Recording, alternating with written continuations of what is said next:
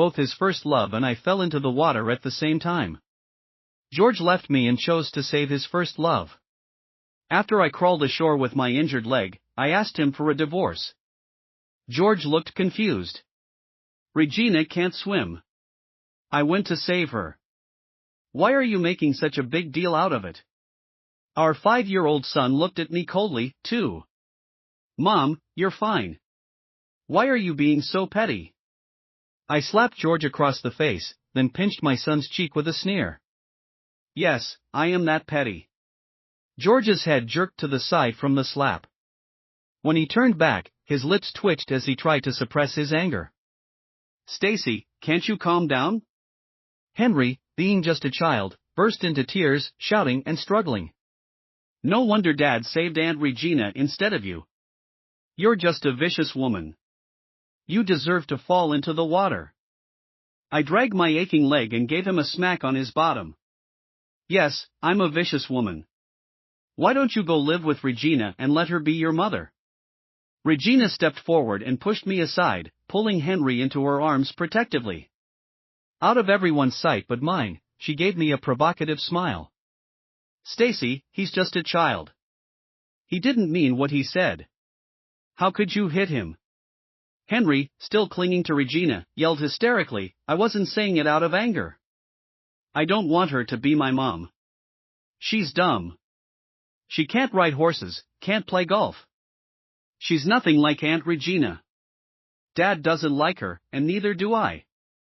Before Henry could spill any more of his true feelings, George sternly interrupted, Henry, stop making a scene. With that, he positioned himself in front of the two, as if guarding them. A crying child, a gentle mother, a tall father, ha! What a picture-perfect family of 3.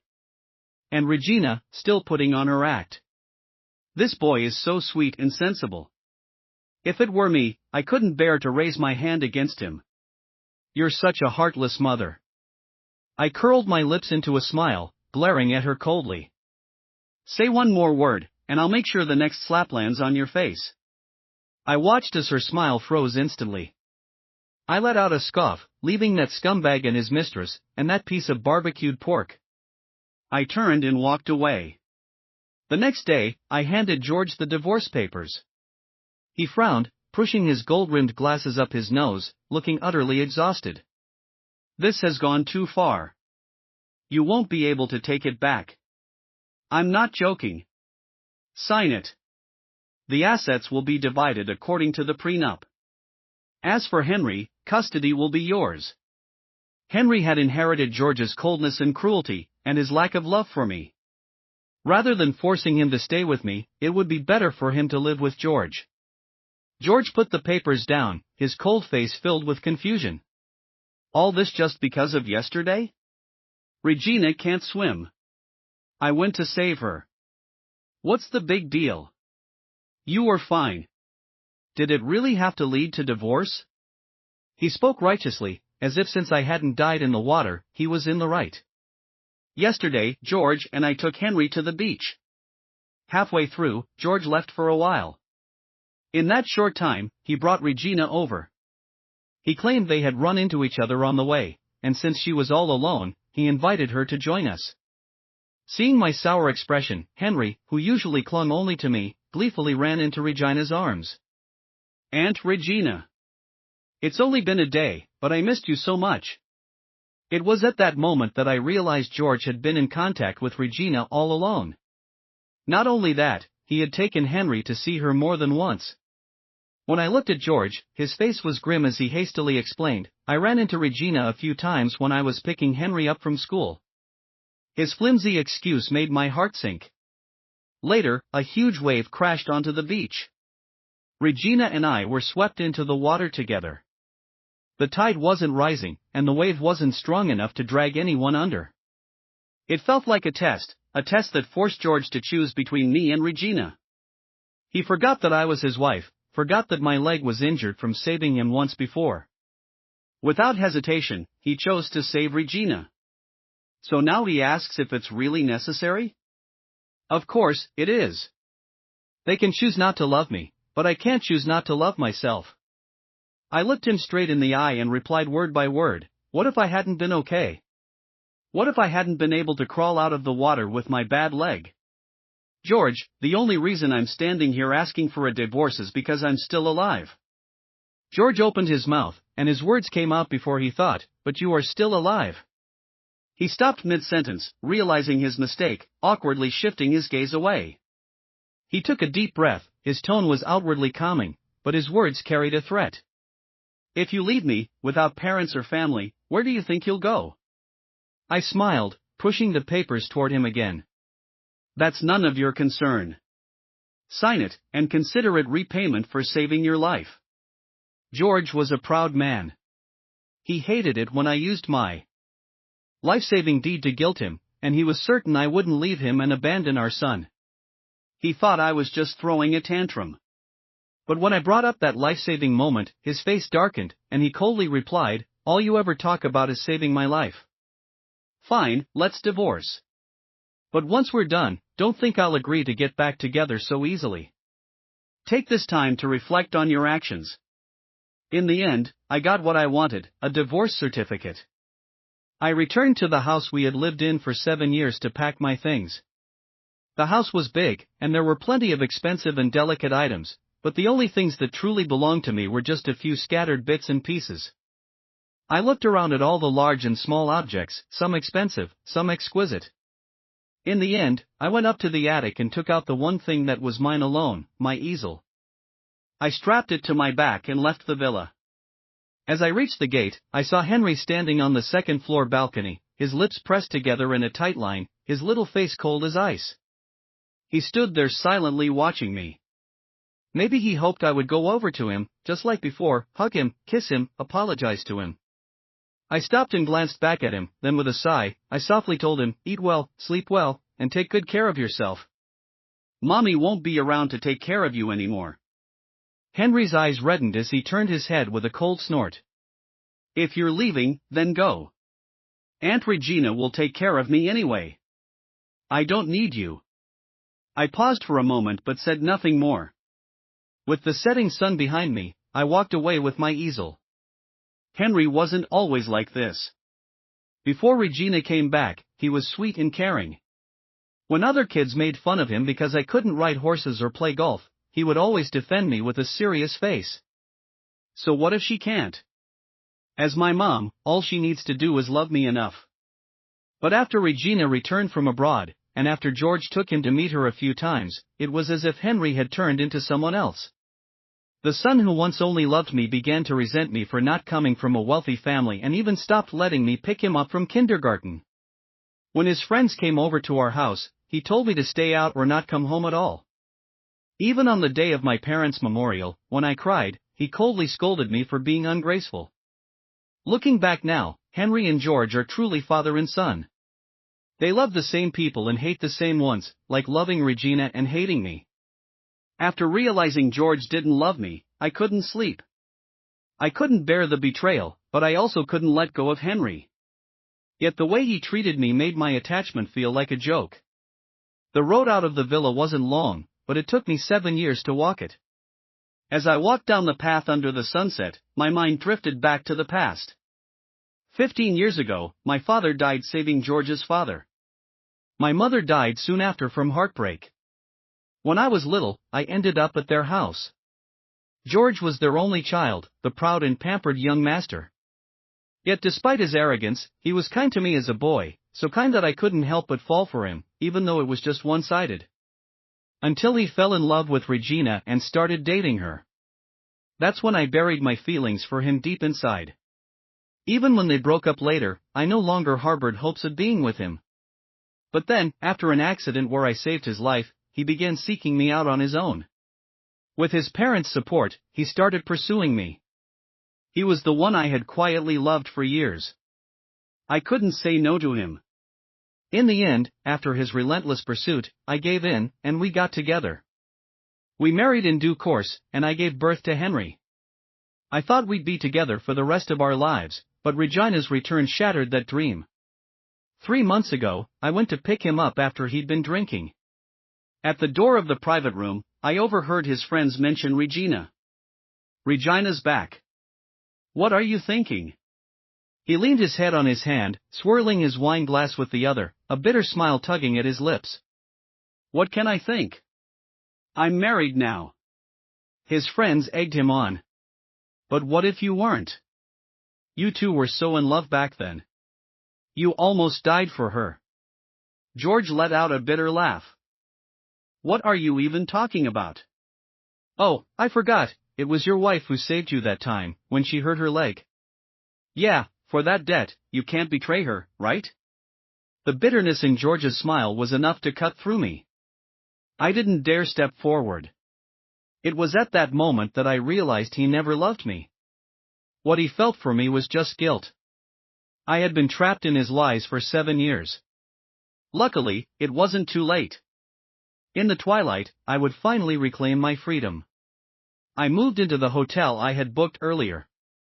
That night, I received a call from George's parents. They didn't know yet that George and I had divorced. They kindly asked when I would bring Henry back to visit them for dinner. I thought of George's father's high blood pressure. The words "George and I are divorced" almost slipped out, but I swallowed them. I just shook my head and said I was busy. After hanging up, I texted George, "Your parents just called and asked when I'd bring Henry to visit." I dodged it this time, but you should tell them about our divorce soon. A long while later, he replied, "Got it." I felt I had done all I could. From now on, George and I would have nothing to do with each other. I thought about it and decided to block his number for good. That night, I caressed the drawing board I'd brought from the villa. I remembered the wish I made as a child in my parents' arms. When I grow up, I want to be a great artist. Back then, my parents lovingly patted my head, smiling warmly. Our little Stacy will be the best artist in the world. But later, I married into the Pei family. I never picked up a paintbrush again.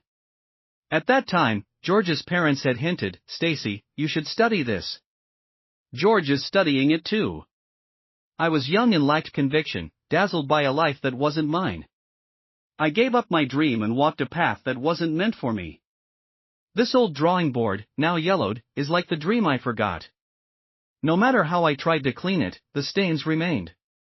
But after a while, the stains faded. Looking at the newly brightened surface, I finally smiled.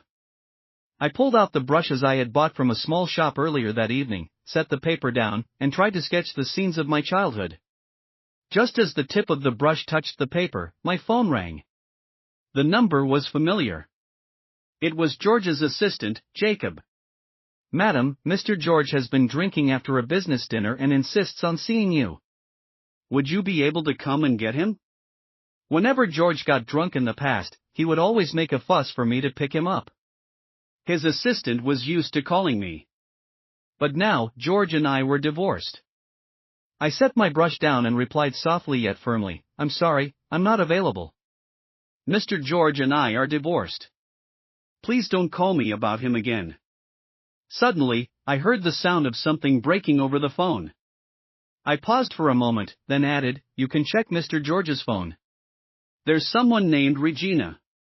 She's more suited to pick him up than I am." Just as I was about to hang up, I heard a strange noise from the other end. The next second, George's hoarse voice, laced with barely suppressed anger, came through the speaker. "Stacy, are you really going to just leave me? I thought I must be hearing things." After all, someone who cheated shouldn't be speaking with such righteous indignation. I chuckled softly, told Jacob goodbye, and hung up. I picked up my brush again, pouring all my tangled thoughts onto the canvas.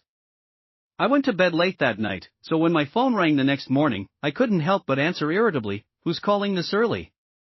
On the other end, it was the housekeeper from the villa. She spoke cautiously, "Stacy, Henry is sick. Mr. George left early this morning, and I can't reach him. Could you come home and see Henry?" Hearing that Henry was sick, my heart immediately filled with worry. No mother can stay calm after hearing her child is unwell, even if that child doesn't love her. I froze for a few seconds before replying, "I'll come right away." When I entered Henry's room, he was lying alone in bed.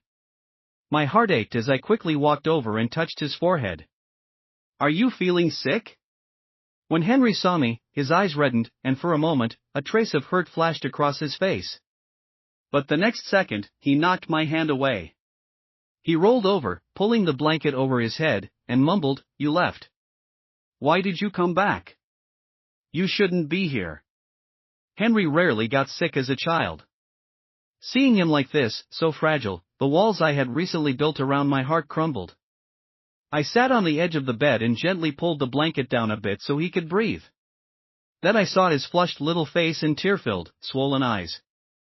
I froze for a moment, guilt flooding over me. He was only 5 years old. What could he understand? His dislike for me, his closeness to Regina, were all because of George's influence. He was like a blank sheet of paper. He would grow into whoever those around him wanted him to be. Why was I holding a grudge against a 5-year-old? The more I thought about it, the more I felt sorry for him, and my voice began to choke up. "Henry, I'm sorry. Mommy shouldn't have left you. I shouldn't have abandoned you here. Yes, I couldn't leave Henry with George. He was so young. There was still time to fix everything." The more I thought, the more resolute I became. I leaned down and hugged Henry gently, speaking softly, "Henry, come with Mommy, okay? Mommy will renegotiate with Daddy about custody." I could feel Henry's defenses weakening. He even snuggled a little closer to me, as if the sweet, loving Henry the first used to know had returned. He stayed in my arms for a long time before finally mumbling, "Don't bother. You'll never get custody of me." I stroked his head, my voice firm. "Mommy will trade everything I got in the divorce for you." Henry pushed me away, his red and swollen eyes meeting mine. In his innocent voice, he said the cruelest words, "With Dad, I have a nanny to take care of me, a luxury car to ride in, and I go to the best schools. But with you, you can't give me any of that. Besides, Dad won't let you have me. You can't leave this house without me." I went silent for a moment, my throat tight, the words hard to get out. "Mommy will try to talk to your daddy." Henry's face was stern as he coldly cut off my futile attempt. "Mom, I'm not going with you, and you don't belong here. When Regina came back, you should have stepped aside. Just leave. Don't come back. I don't want to see you anymore. From now on, Aunt Regina will be my mom." I've heard these words before, but it still hurts. Tears streaming down my face, I stared blankly at the child I carried for 10 months. He turned his head away, his small finger pointing at the door. "Go out. I don't want to see you again." I didn't move. I just kept looking at him. The next moment, he threw a cup at my feet. With a loud bang, the flying shards cut into my ankle, and a thin line of blood appeared. As the sharp pain shot through my ankle, I suddenly felt that my regret upon entering was like a joke. Henry wasn't influenced by George. He was cold-blooded by nature and didn't like me. I took 2 steps back and turned to leave his room. As I stepped out, I couldn't help but turn back and say, "Henry, once I leave, I really won't come back." In response, I heard another cup shatter. I wiped my tears and walked away without looking back. As I exited, I ran into the housekeeper. She looked at me with concern, then glanced at Henry's room. "Did Henry make you angry again?" I shook my head and quietly told her, "It was me who made him angry, and don't bring up his matters to me anymore. He doesn't want to see me." After saying that, I left quickly, leaving the housekeeper behind. From a distance, I vaguely heard her say, "How could this child not love you? He calls your name even in his dreams." I wiped away the fresh tears and shook my head. How could that be? He had repeatedly told me that he didn't need me. On the way back, I looked at the familiar scenes along the street. Suddenly, the city felt terrifyingly unfamiliar.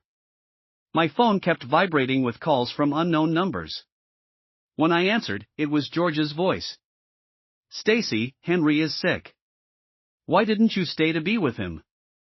I scoffed, hatred rising in my chest. "George, everything is going as you wished. Henry doesn't want me as his mother anymore. You must be feeling pretty smug right now." George hurriedly tried to explain, his voice anxious. I didn't mean it that way. I just wanted him to not dislike Regina. I couldn't contain my emotions anymore and shouted, "So you chose to make him hate me, is that it?" "Stacy, that wasn't my intention. I wanted Henry to accept Regina so you wouldn't resist her so much." I interrupted him with a cold laugh. "George, tell me, why should I accept Regina, the woman who intruded on my marriage?" George fell silent for a long time, long enough for me to lose the desire to argue with him. I hung up the phone, staring out at the passing trees outside. I suddenly didn't want to stay in the city anymore. I clutched my phone tightly and spoke to the driver in the front seat, "Take me to Bee City.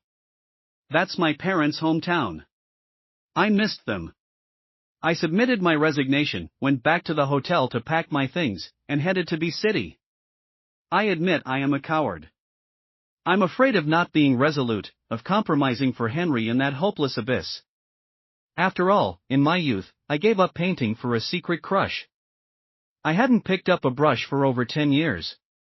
Occasionally, when I felt nostalgic, I would take out my sketch pad and hesitate about starting over, but each time I lost to the busyness of work and Henry's repeated calls of Mom. Now that I'm divorced, those shackles no longer exist. I feel like I've been reborn. Maybe I should thank Henry. If he were a little more attached, I might still be struggling in that abyss. But everything now is the best arrangement. I will take my sketch pad and slowly find the youthful self I once had. In Bee City, I rented a small place and began my journey of living alone. Life became colorful, like the hues in an oil painting, bright and free. I spent my days carrying my sketch pad outside and my nights curled up in my small room with a book. During my sketching outings, I made a group of unfamiliar friends. Most of them were retired middle-aged men and women or students from nearby art preparatory classes. We never arranged to meet but would always stumble upon each other in beautiful locations. Then we would paint the green lake, the golden leaves, and the stunning evening glow together. At first, I could never get it right. Whenever someone passed by, I would shyly hide my work. I was afraid of being laughed at. But as I painted more, I became less afraid. People learned through trial and error. Mistakes aren't frightening. What's frightening is not having the courage to start over. So even if my paintings didn't follow the rules, I could confidently set up my easel and gradually refine my work. Today's lakeside autumn scene was no exception. When I first finished it, I was dissatisfied. The colors weren't bright enough, it lacked contrast, and the scenes didn't connect. But I didn't give up on it. I took out my brush and painstakingly applied paint, trying to correct it to match the scene in my mind.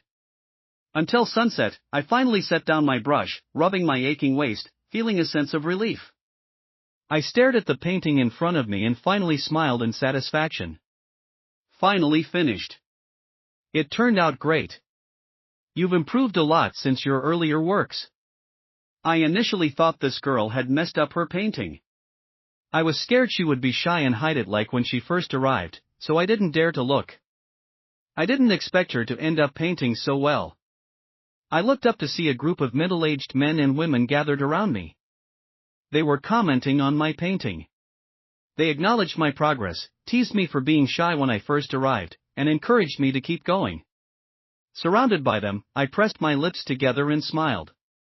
So what if I made mistakes in my painting? My brush wouldn't stop. It would always adjust according to my wishes, crafting the result I wanted. Even if it was hard, even if the final result wasn't what I envisioned, I kept moving forward, heading toward what I desired. My life is the same. The autumn in Bee City is short. In the blink of an eye, snowflakes began to fall. It was cold enough that everyone reduced their sketching outings. I also started painting at home for my own amusement. To document my progress, I began a non-face revealing livestream while painting. I often talked to myself during the livestream. This color seems off. I should use this one instead. Not bad, the picture looks much more harmonious now. Hey, this piece has good contrast too. I must be a genius. As the livestream continued, I gathered a few hundred fans. They often came to chat with me while I painted, listening to my musings. Two usernames stood out to me in particular. One was Star1, and the other was Baby. Star1 was one of my first fans after I started streaming. Baby joined more than a month later. The reason I recognized them was that they loved to send me gifts. No amount of persuasion could stop them. They were the top two supporters in my stream. Moreover, they seemed to know each other and often argued in the chat. Star1 liked to lecture me, affirming my efforts while critiquing my paintings. Baby, on the other hand, was much more adorable. Even if I made mistakes, he would close his eyes and praise my work. So Baby often took issue with Star1's critiques of me. The two of them would often engage in verbal sparring. Baby, do you even know how to paint? Quit pointing fingers and stop being annoying. Star1, at least I'm better than a kid with no elementary school diploma. Baby, you talk too much. No wonder you're single. Star1, well, your mom ran off too. I watched their conversations during my breaks, often left speechless. But no matter how much they bickered, they always stood united when it came to defending me. Whenever someone disrupted the live stream, egging me to show my face or insulting me, the two of them would band together to confront the troublemaker and protect my stream. I didn't live stream to make money, so I kept a casual attitude about it, but I still felt touched by their support. To thank them for standing up for me, I offered to send them paintings I created myself as gifts. I smiled and asked them to send me their addresses, but the back end remained silent. I thought they might have stepped away, so I messaged them separately. Thank you for supporting me all this time.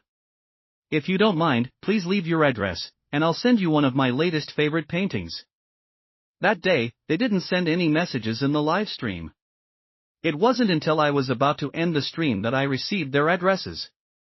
Coincidentally, both of their addresses were the same, and even more coincidentally, they were in the city I had escaped from. I stared at their IDs, and an absurd thought crossed my mind. Then I couldn't help but laugh. How could it possibly be the two of them? One of them is probably enjoying his newlywed bliss. The other one is probably celebrating having a high-class mother. The next day, despite the heavy snow, I went out. I went to the local market and bought some famous specialties from the northern part of the city. Then I sent those specialties along with the promised painting to them. When I got home, I didn't rush to take a nap. Instead, I opened my stream and set up my easel. I sometimes wondered if Star1 even had a job. Every time I started a stream, he was always the first to arrive and say hello. On the other hand, Baby felt more like a student, only appearing mostly in the evenings. I glanced at the chat and responded to Star1's greeting. I've already sent the painting. Make sure to let Baby know. After that, I went back to painting. When I was out earlier, I saw a heartwarming scene in the snow, a father laughing heartily, a mother wearing a red scarf, and their round, chubby child holding their hands. The falling snow, the soft ground, and a happy family of three. It reminded me of my parents and me long ago. Back then, I thought I had to come home and capture the scene on canvas. I focused on brushing the paper, painting what was in my heart. Ding dong, the doorbell rang. I frowned, put down my brush, and went to open the door. Standing there was my neighbor. He was smiling warmly, flashing a row of white teeth. I saw you had a package at the mail station. It's a bag of rice, and it looked pretty heavy, so I thought I'd bring it over for you. I looked at the bag of rice in his hands and remembered the fragrant rice I had ordered online a couple of days ago. I thanked him and was about to take the bag inside, but the neighbor, being overly helpful, wouldn't let go. Where do you want it? I'll carry it in for you. I smiled awkwardly and pointed to the kitchen, asking him to place it there. Then I gratefully offered him some water and held out some fresh fruit I had bought that day, insisting he'd take it. After seeing him off, I returned to my easel. As my eyes swept across the screen, I noticed a barrage of messages from Star1. A man came to your house. Who is he? Why was he there? What's your relationship with him? I picked up my phone and saw that he had also messaged me privately with the same relentless questioning. The last message read, Stacy, answer me. Who is he? I blinked, finally confirming his identity. Star one was indeed George. That meant baby was Henry. I didn't answer his questions and closed the live stream. I didn't understand what they wanted now. Could it be that after I left, they finally realized how good I was? If that's the case, then they're both pathetic. For several days, I didn't stream again, and I was relieved that I hadn't included my specific address when I sent the painting. If they really wanted to find me, it would take some time. But I didn't expect to see them again so soon. After staying home for a few days, just as I was about to go out for a walk, I opened the door and saw George. He was holding Henry's hand. The two of them stood there, staring straight at me. After pouring Henry a cup of hot water, I sat across from George. I stared coldly at him as he surveyed the room with a serious expression. "Why did you come looking for me?" Henry, holding his glass, sat on the couch with a sullen face. Their expressions made me chuckle sarcastically.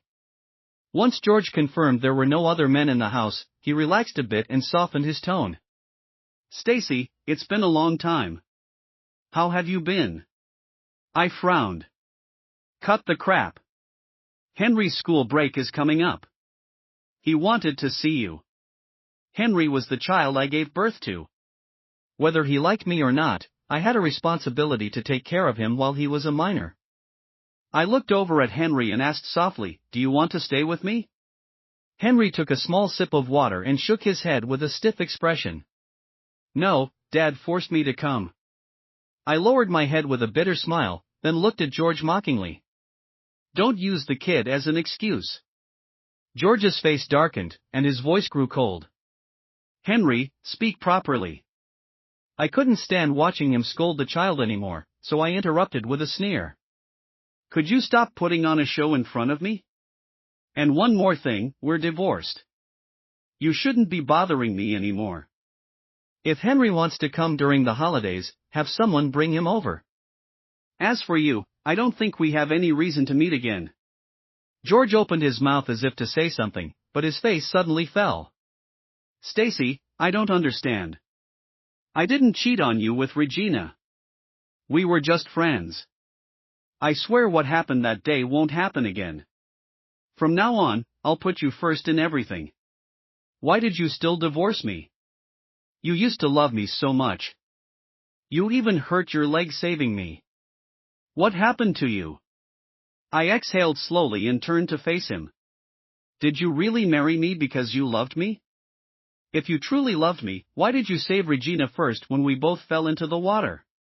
Why did you take Henry to play with her, tell me to accept her? George, don't tarnish the word love. It's disgusting." Seeing George's face turn pale, I couldn't help but pour out all my years of frustration.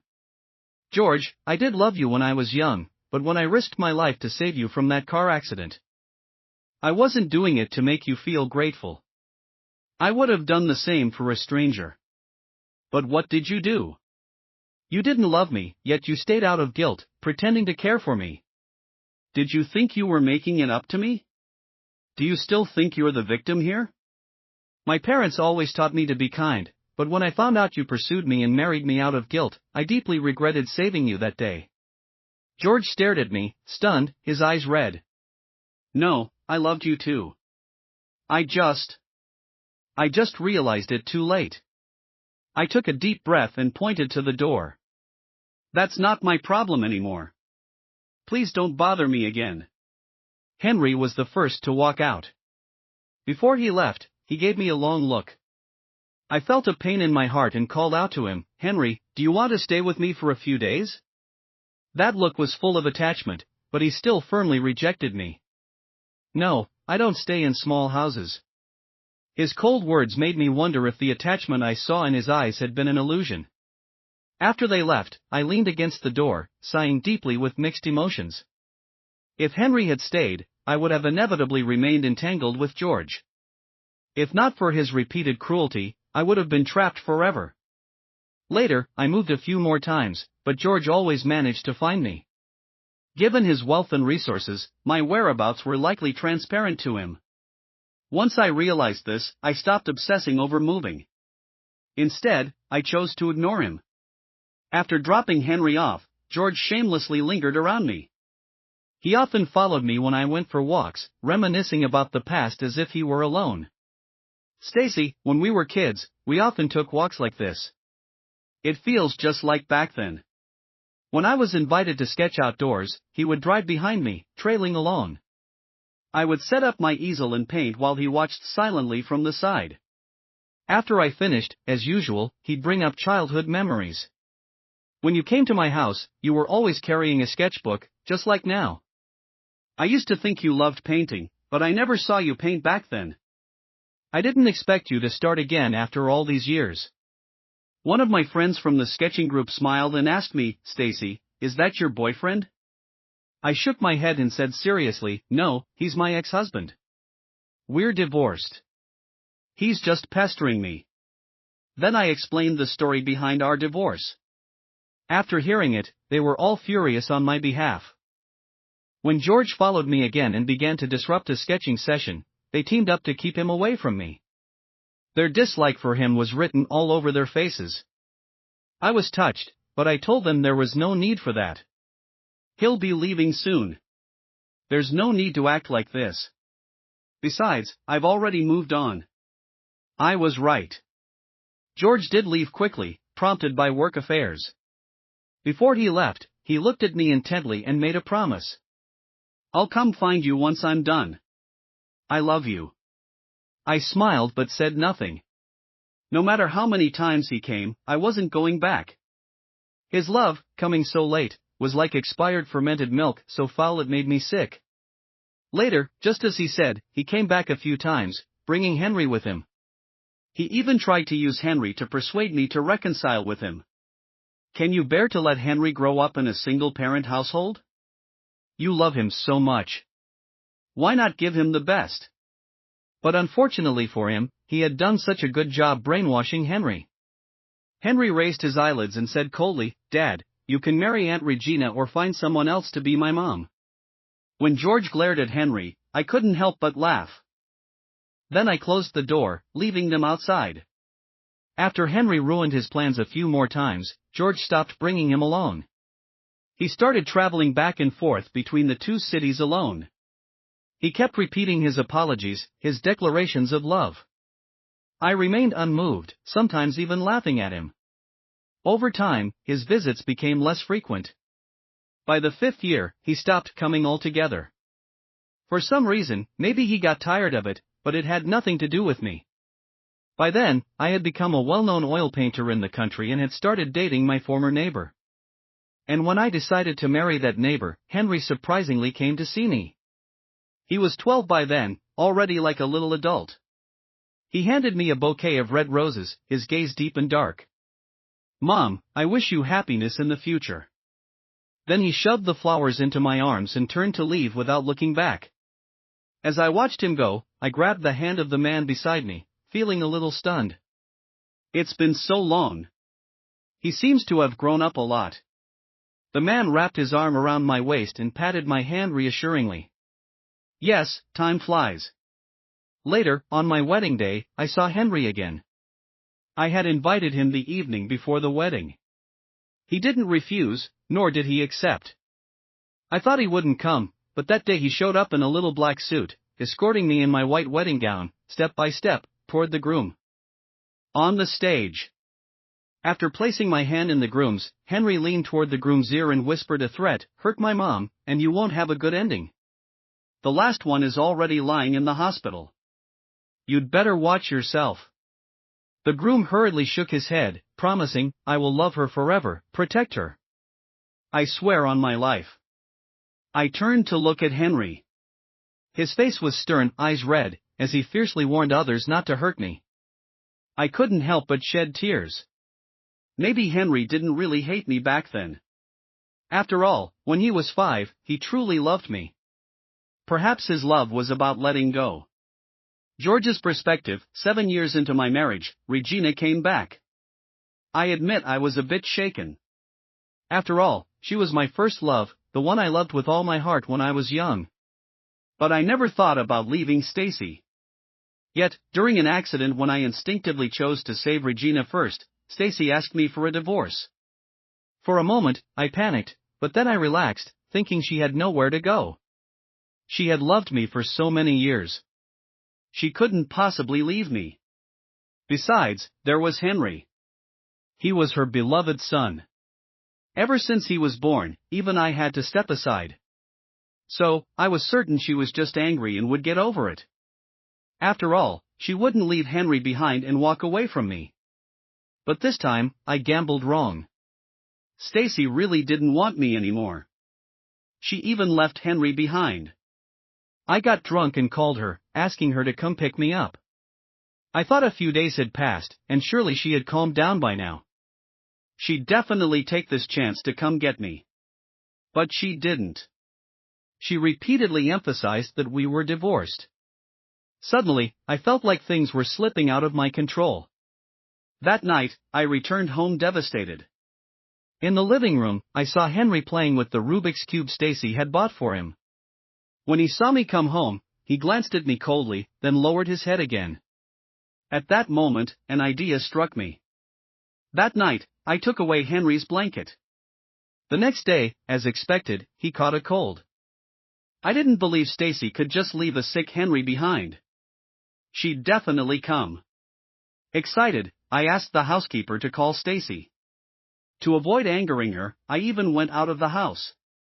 Before leaving, I told Henry to make sure Stacy stayed. Henry raised his fever-flushed face and silently nodded. Satisfied, I left. I thought Stacy would come back and beg me to remarry her for Henry's sake, but once again, I was wrong. Stacy didn't come back. She left the city and returned to her parents' hometown. That's when I realized I might really lose her. Later, I hired a private investigator to find out where she was. I discovered that she had fallen in love with oil painting. She made new friends. She even started live streaming. Blindly optimistic, I thought maybe after some time to relax, she'd come back. So, I watched her live stream every day. Henry found out and started watching every night too. I figured he must have the same hope as me. He wanted Stacy back. After all, Stacy wasn't just mad at me. Otherwise, why would Henry fail to convince her to stay? Like a farmer waiting for a rabbit to run into his trap, I waited for her to change her mind. I thought I had enough patience, but when I heard a young man's voice in her livestream, I realized I couldn't wait any longer. Blinded by rage, I demanded to know who he was and what their relationship was. Stacy ignored me and simply ended the livestream. She must have recognized me. What was worse than that was she still wouldn't forgive me. I realized I couldn't sit around anymore. I bought a plane ticket and dragged Henry with me to the northern city where she was. On the plane, I repeatedly told Henry to tell his mom to stay. Henry looked at me and sneered, shaking his head. I grabbed his shoulders and demanded, "Don't you want your mom by your side as you grow up?" Henry gazed out the window at the clouds, his young voice cold and distant. "You don't treat her well. Instead of staying with me, I'd rather see her free." I froze, my eyes widening in disbelief. "That's impossible. She belongs to me." Henry, very smart and with strong opinions even at a young age, stared at me coldly. "Give it up. She's long been disappointed in you, and I won't help you trap her." Later, we met with Stacy. Just as Henry said, she refused me. He kept his word too. He didn't try to convince Stacy to come home. He even used hurtful words to push her further away. I refused to let go, clinging to her desperately, but she treated me like I didn't exist. Until 5 years after our divorce, I finally couldn't keep it up. I became seriously ill. Henry stood by my bedside and sneered, calling it my just deserts. Struggling to sit up, I stared at him for a long time. "Did you purposely make her angry back then so she'd leave us without any attachment?" Henry, only 10 yet already so mature, gave me a cold glance, his voice chilly. "After that woman came back 5 years ago," Mom cried. "A lot behind her back. Especially at night, after putting me to bed, she'd hold me and cry her heart out. She wanted a divorce, but she couldn't bear to leave me because she knew you wouldn't give her custody. She struggled in pain for a long time and became haggard. I loved her so much, and since she wanted to leave, I made sure she could go without any burden. You're right, I did it on purpose. But it wasn't at all because of you. I stared at his precocious face, dazed for a long while. I had wondered why Henry had suddenly changed. He had always been so attached to Stacy, loving her and clinging to her. How could he possibly dislike her and treat her so coldly just because of a few words from an outsider? It turns out everything made sense. He did it so Stacy could leave without any burden. While my heart ached, I couldn't help but speak with a touch of sarcasm. But you've lost her too. Henry immediately flashed a gentle smile, the kind he only showed in front of Stacy. As long as she's happy, that's all that matters. Oh, and I have some good news for you. She's getting married soon. She asked me to attend her wedding. Patient heart rate is abnormal. Did you say something to upset him? You need to leave now. We have to start the resuscitation. In the chaos, out of the corner of my eye, I saw the nurses and doctors rushing toward me. Henry, however, remained calm, walking out of the room leisurely. After being scolded, then I could neither hear nor see anything anymore. Endless darkness and silence engulfed me. I really started to regret everything. If I could go back to the beginning, I would have saved Stacy first. That way, she wouldn't have left me, right? Henry's side story: George passed away when I was 15. After his death, with my grandfather's help, I gradually took over the company. Once I successfully took control of the company, I went after that mistress's business without mercy. The woman who had caused my mother so much pain came begging for my forgiveness. She kept pleading for me to spare her out of the bond we supposedly had when I was young. What bond did I ever have with her? The one that broke my mother's heart? The one that took me away from my mother? I shook my head coldly and crushed the Lin family even harder. Eventually, she went bankrupt, and I took over her company. When I learned that Regina had fallen into $1 billion debt, I was kind enough to keep her at the company to repay it. I even made sure to assign the very employees she once bullied to be her supervisors. But within a few years, she couldn't take it anymore and ended her life. So boring. Honestly, learning how to run the company was painful, but if I didn't, I wouldn't have been able to protect my mom. I wanted to give her the best of everything. In the past, I pushed her away so she could be happy. Now, I work hard to ensure her happiness. Even if her current husband ever treated her like George did, I'd be able to use everything I have to provide her with a safe harbor. I wouldn't act cold and distant like I did when I was a child, causing her to leave heartbroken.